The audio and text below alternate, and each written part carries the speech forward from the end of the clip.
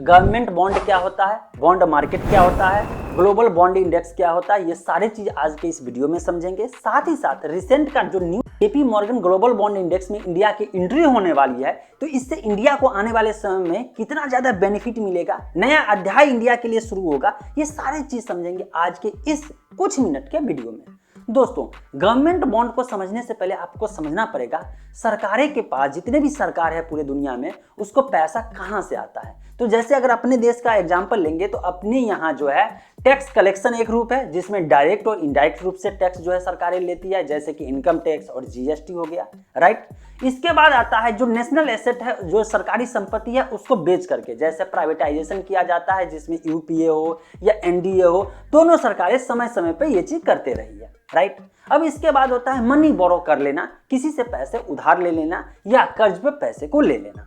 अब सरकार को अगर पैसे चाहिए, मनी बोरो करना होगा, तो सरकार बॉन्ड को इशू करती है। जब बॉन्ड इशू करती है तो इसका मतलब ये हुआ कि एक प्रॉमिस नोट हुआ, सरकार ने एक प्रॉमिस नोट तैयार करके दिया है कि देखो यार, मुझे पैसे की जरूरत है, सरकार को पैसे की जरूरत है। क्यों जरूरत है? इंफ्रास्ट्रक्चर तैयार करना है, इतना इतना काम करना है और इसके लिए इतना पैसे की जरूरत है। अब सरकार के पास इतना पैसा हो नहीं रहा है, मतलब टैक्स कलेक्शन से पूर्ण नहीं रहा है, इसके नेशनल एसेट जो है सारा का सारा तो सेल कर नहीं सकते हैं, इसके बावजूद लगता है कि अरे यार और पैसे की कमी है। तो सरकार जब बॉन्ड रिलीज करती है तो कहती है कि आपके पास पैसा है, आप मुझे पैसा दीजिए और इसके बदले में हर साल मैं आपको ब्याज दूंगा, राइट। जैसे आपको ही खुद पैसे की जरूरत होती है तो कहते हैं ना यार, एक काम करो, मुझे अभी बहुत ज्यादा जरूरी है, ये फलाना काम करना है और इसके लिए मुझे पैसे की जरूरत है। या तो आप बैंक से जाकर कर्ज लेंगे जो रेट ऑफ इंटरेस्ट हाई होगा, या किसी से उधार ले लेंगे, या अगर ब्याज लेंगे भी तो कहेंगे यार एक काम करिए, मुझे इतना पैसा दीजिए और मैं इतने साल तक जो है आपको इतना परसेंटेज दूंगा, इसके बाद जो पैसा है वो मैं आपको वापस कर दूंगा, राइट। ये चीज अब अगर आ जाता है तो आपके मन में क्या सवाल आएगा कि यार ये तो बहुत अच्छा चीज है। तो ये जो गवर्नमेंट बॉन्ड होता है, इसका भी यही कॉन्सेप्ट है कि सरकार जो बॉन्ड रिलीज करती है, मतलब इशू करती है, उसको जो बंदा खरीद लेता है, जो बॉन्ड खरीदता है, उसको ये विश्वास होता है कि चलो यार मैं इतना पैसा दे करके बॉन्ड को मैं खरीदा हूं, इतना फेस वैल्यू पे खरीदा हूं, अब मुझे हर साल इतना परसेंटेज जो है इसके ब्याज के रूप में मुझे मिलेगा और इतने साल तक जो टेनर है। अब सरकार भी टेंशन फ्री है कि चलो यार इतना का मैं बॉन्ड इशू किया था, इतने लोगों ने बॉन्ड को लिया है, अब मुझे इतना पैसा आ चुका है, इतने साल के लिए मैं टेंशन फ्री हूं कि मुझे इतना पैसा आया है, अब ब्याज के रूप में उसको सिर्फ देते जाना है और लास्ट में उसका मूलधन और ब्याज सब कुछ दे देना है, राइट। यही चीज होता है। तो इसको कहते हैं बॉन्ड। और जब सरकार बॉन्ड रिलीज करती है तो इसको कहते हैं गवर्नमेंट सिक्योरिटी या गवर्नमेंट बॉन्ड कहते हैं, राइट। अब इसकी जरूरत सब देशों को पड़ता है और सब देश जो है अपने पूरे दुनिया में अपना अपना बॉन्ड इशू करता है।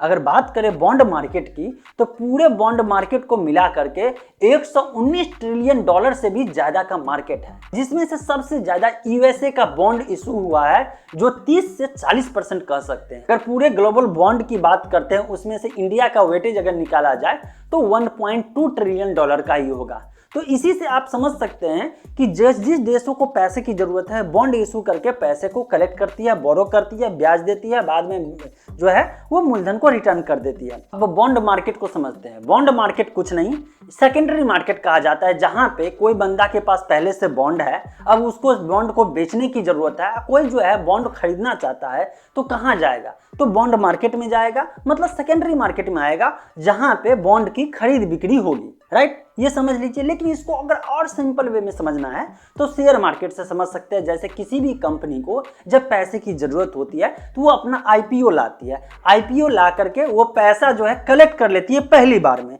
अब उसको पैसा आ गया और IPO जिसने सब्सक्राइब किया, जिसको IPO मिला, उसने पैसा दिया और जो कंपनी IPO लाया था उसको पैसा अपना मिल गया, वो कंपनी पैसा लेके अपना काम करने चली गई। तो यहाँ पे क्या होता है, IPO जब लाती है तो कंपनी अपना शेयर बेचती है ना, और शेयर जब बेचती है तो इसका मतलब उसका हिस्सेदारी घट जाता है। जो बेचता है अपना हिस्सेदारी 100% में से कुछ जो है पब्लिक को देके चला जाता है। लेकिन जब शेयर न बेचना पड़े, मतलब शेयर भी मुझे नहीं देना है, मतलब मुझे सिर्फ पैसा उधार उधार चाहिए और इसके एवज में जो हर साल कुछ परसेंटेज ब्याज आप ले लीजिए और बाद में मूलधन और ब्याज सारा कुछ जो चुका के दूंगा मैं।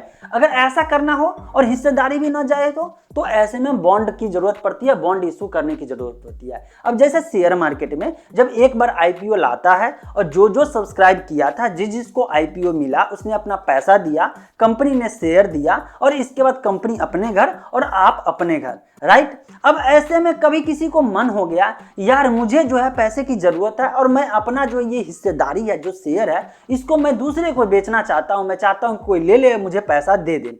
तो ऐसे में आप सेकेंडरी मार्केट में जाते हैं, जिसको शेयर मार्केट कहते हैं, स्टॉक मार्केट कहते हैं, जहां पे लोग शेयर खरीदने के लिए बाद में आते हैं और जिसके पास पहले से शेयर है वो बेचने के लिए आता है।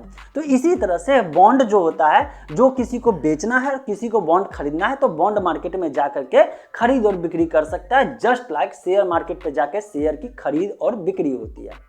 अब यहाँ पे ग्लोबल बॉन्ड इंडेक्स जिसकी चर्चा चल रही है अभी, JP Morgan global bond index में इंडिया को एंट्री को लेकर के, तो पहले ग्लोबल बॉन्ड इंडेक्स को समझ लेते हैं। इसको ऐसे समझ लीजिए जैसे अपने देश में जो है यहाँ पे सेंसेक्स हो गया, निफ्टी हो गया, ये सब इंडेक्स होता है। क्या होता है कि जब कुछ नहीं समझ में आता है लोगों को तो जाकर के निफ्टी में जो है पैसा लगा देते हैं। क्यों लगा देते हैं? क्योंकि पता होता है कि निफ्टी 50 अगर है तो वहां पे 50 ऐसे कंपनी होगा जिसका सारा कुछ मजबूत होगा और उसमें लिस्ट में उसी का नाम आएगा जो कंपनी का सब कुछ अच्छा चल रहा होगा, मतलब परफॉर्मेंस बढ़िया चल रहा होगा। मतलब दिमाग में बैठ जाता है कि अगर निफ्टी 50 में कंपनी है 50 तो दमदार कंपनी होगा, मजबूत कंपनी होगा, कंपनी पे एक भरोसा जगता है, राइट। तो इसी तरह से ग्लोबल बॉन्ड इंडेक्स की अगर बात करते हैं तो 2-3 जो है ग्लोबल बॉन्ड इंडेक्स जो है फेमस है, जैसे ब्लूमबर्ग का हो गया, जेपी मॉर्गन की मैं बात कर रहा हूं। अब JP Morgan global bond index में जैसे ही इंडिया की एंट्री होगी,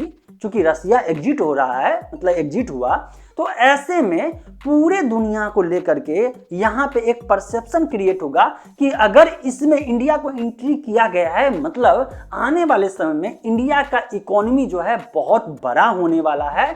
और इस तरह से एक जब परसेप्शन क्रिएट होगा, लोगों में विश्वास जगेगा, ट्रस्ट जगेगा अपने देश में इन्वेस्टमेंट को लेकर के। ये सारा खेल इन्वेस्टमेंट का है। बॉन्ड की बात करें या मैं शेयर मार्केट की बात कहा तो क्या है, यहाँ पे इन्वेस्टमेंट के लिए लोग पैसा लगाते हैं ताकि यहाँ पे जो है ग्रोथ हो सके। अब जैसे इंडिया की एंट्री हुई तो इससे जितने भी बड़ी बड़ी कंपनी है या जो इन्वेस्टर है कह सकते हैं, उसको लगेगा कि यार इसका मतलब इंडिया का ग्रोथ है। अब क्या है, इंडिविजुअल एक एक देश में जो है सबका बॉन्ड खरीदने से बेहतर लोग क्या करते हैं, इंडेक्स वाले जो है जितने भी होते हैं उसमें पैसा लगा करके और बॉन्ड खरीद लेते हैं और उसमें जितने भी देशों का बॉन्ड होता है एक साथ एक तरह से पैक हो गया, जैसे निफ्टी 50। और इसको और बढ़िया से समझे तो आप अलग अलग कंपनी का जब शेयर मार्केट में जाकर के शेयर नहीं खरीद सकते हैं, उतनी समझ नहीं होती है या समझ नहीं देना चाहते हैं, तो आप जाकर के म्यूचुअल फंड एक ले लेते हैं, सिर्फ देखते हैं इस म्यूचुअल फंड का ग्रोथ कितना चल रहा है। मतलब इसको जो मैनेज करने वाला है उसको पता है कि मैं फलाने कंपनी का शेयर इसमें इंक्लूड किया हूं, तो इसका मतलब ये हो गया कि उस कंपनी को भी बेनिफिट हुआ कि जो म्यूचुअल फंड में पैसा लगा रहे हैं उसका पैसा उस सब कंपनी में जा रहा है, अपने अपने परसेंटेज के अनुसार वहां पे वेटेज दिया गया। इसी तरह से इंडिया को बेनिफिट ये मिलेगा कि जो भी लोग JP Morgan global bond index में जो है वहां पे बॉन्ड के लिए पैसा इन्वेस्ट करेंगे, तो इस ग्लोबल बॉन्ड इंडेक्स में इंडिया का वेटेज जो अभी 1% से लेकर के 10% तक जाएगा, तो इसका मतलब टोटल पैसा जो आएगा उसमें से 10% इंडिया के बॉन्ड को खरीदा जाएगा। मतलब इंडिया में एक तरह से इन्वेस्टमेंट हुआ। और जैसे ही फॉरेन इन्वेस्टमेंट अगर इंडिया में होगा तो इसी बात से अंदाजा लगा सकते हैं कि अपने इकोनॉमी को कितना बूम मिलेगा और देश कितना तेजी से आएगा।